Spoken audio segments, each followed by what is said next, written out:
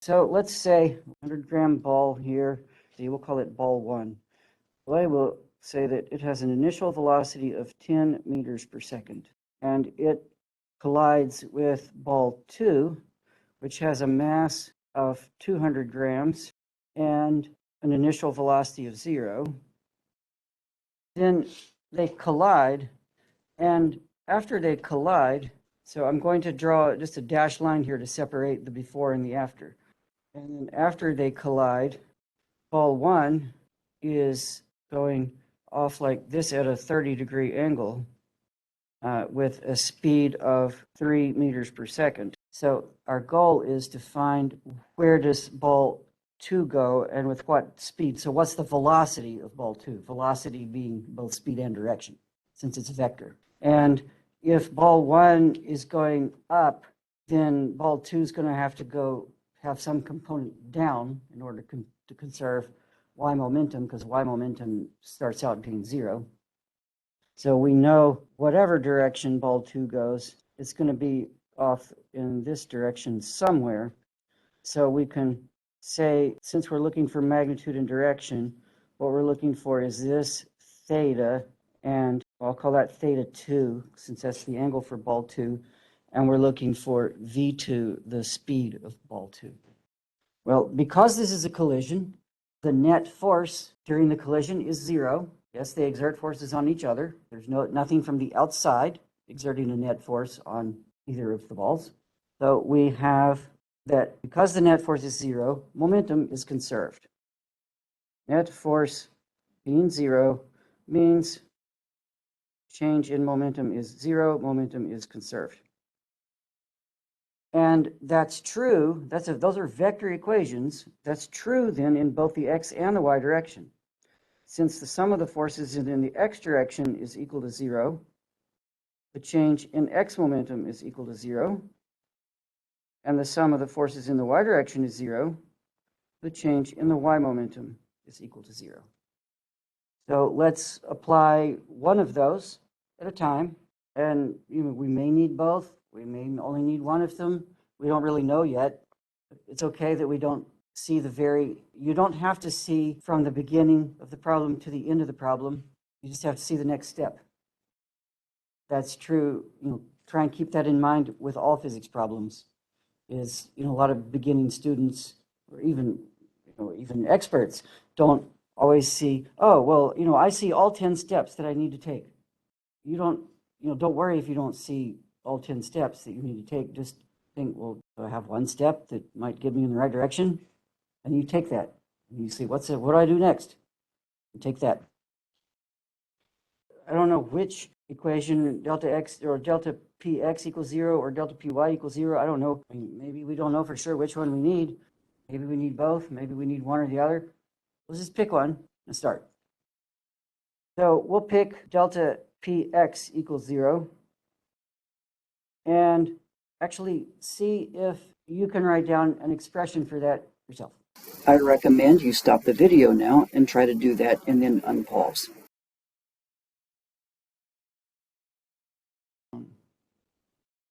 So here's how you would start doing that.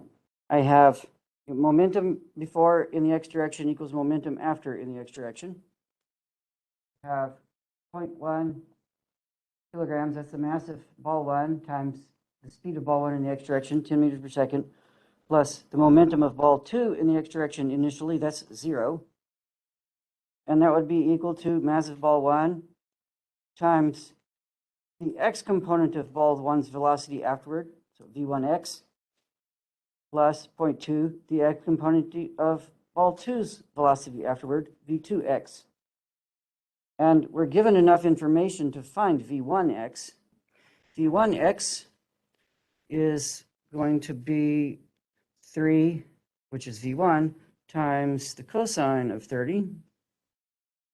And that is, and if you plug that in down here, so that's going to be, what, 2.598. So we have 10.1 times 10 is 1 kilogram meter per second equals 0.1 times 2.598 plus 0.2. And then V2x, we don't know a number for that, but we know that V2x is going to be V2, whatever that ends up being, times the cosine of theta 2, whatever that ends up being.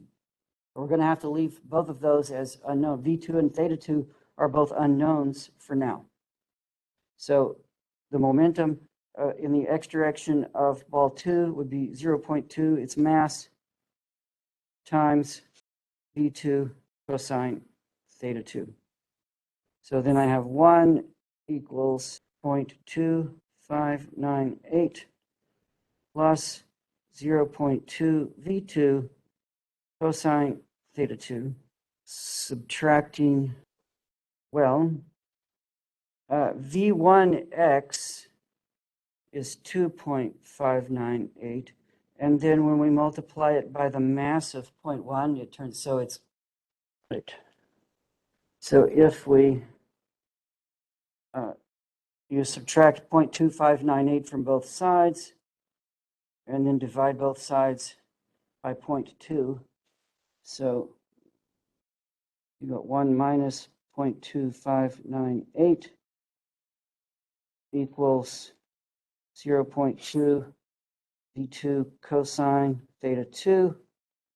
Divide both sides by 0.2, and you get that V2 cosine theta 2 is equal to 3.7.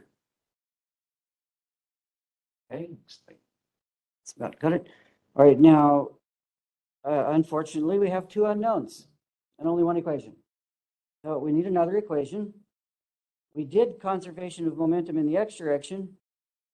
We got that. So let's do conservation in the y direction and get another equation. This is a lot like what we did in the Newton's free body diagram section. We apply Newton's, remember in that chapter, we would apply, resolve things into x and y components, apply the rules in the x direction, and then apply the rules in the y direction. Do the algebra. That's what we're doing here too. We resolve things into the x and y parts, apply the rule, conservation of momentum in the x direction, apply the rule in the y direction, do the algebra. Very similar. Adding vectors, resolving vectors and adding them and doing things with them in components is really important. That's why I spent so much time on it in chapter 4. People are getting sick of it probably in chapter 4, but there's a reason that I spent time on it then. All right, let's do conservation of momentum in the y direction. You know that P initial in the y direction equals P final in the y direction. See what you can do with that on your own.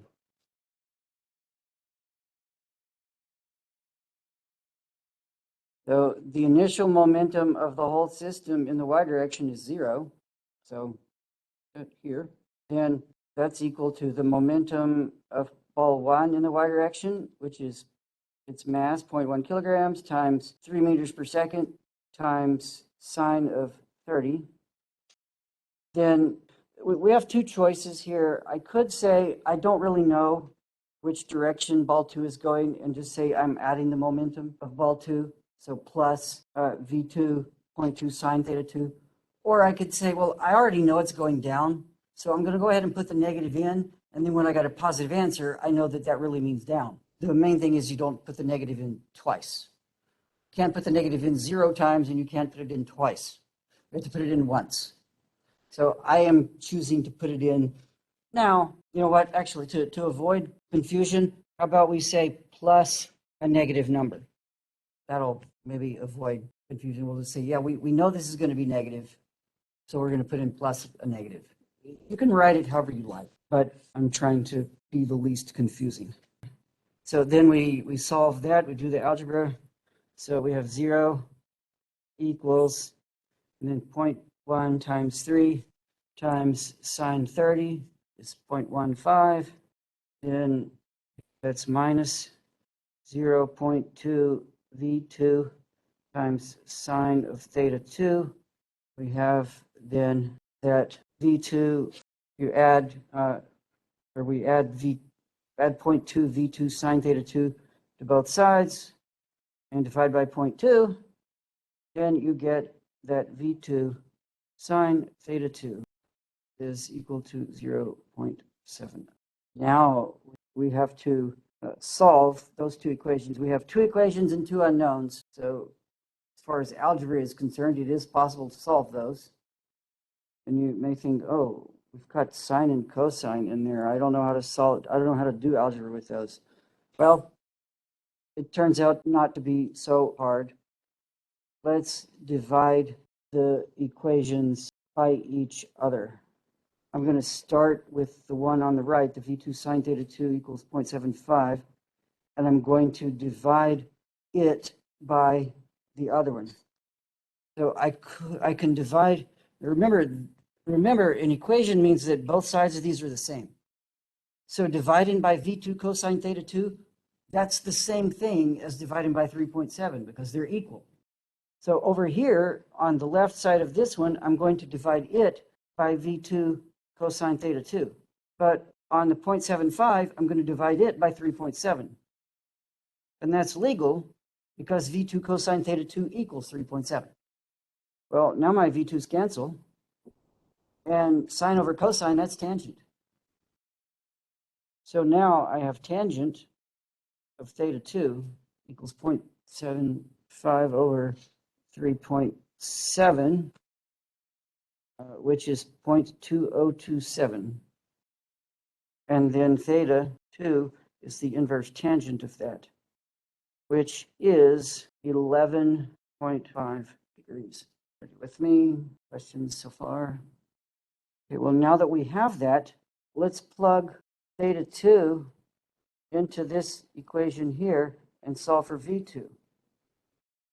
So I've got v2 times the cosine of 11.5 degrees equals 3.7.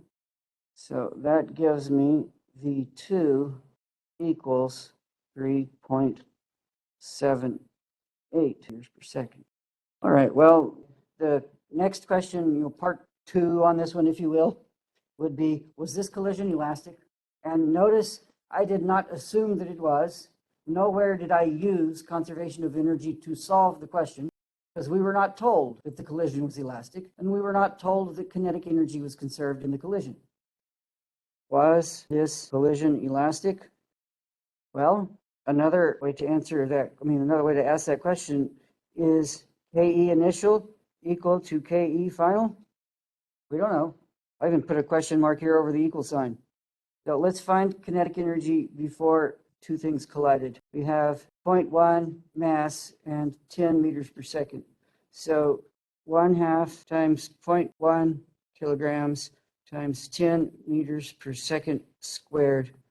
1/2 times 0.1 is 0.05 times 10 squared is 100. 100 times 0.05 is 5 joules. What was the kinetic energy after the collision?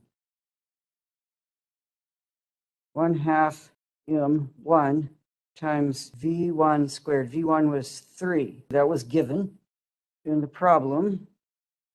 So again, 0.05 times 9. 0.05, that's 0.45. 0.45 joules. And then we need to add the kinetic energy of the second one. That would be 1/2 0.2 kilograms times 3.78 squared. 1/2 times 0.2, 0.1, 3.78 squared, 14, or 1.4 joules. So when I add those two together to get the total kinetic energy after the collision, we get 1.95 joules. 5 is not equal to 1.95. So this collision is not elastic. Where did the energy go? Well, without knowing exactly what kind of balls they are and a little bit more about the collision, it's hard to tell for sure. Some went into sound probably, and some went into maybe heat, but probably not much. I would say that most of it went into deforming the balls in some way. But as long as you know, in whatever kind of collision it turns out to be on the exam, if it's not elastic and I ask you where the energy goes, as long as you tell me, give me more than one option, you know, don't just say, oh, sound. So give me more than one option that is at least possible, and I'm okay with that. I mean, I just want you to know some places that the energy may have gone. But probably deforming the balls a little bit is where most of it went.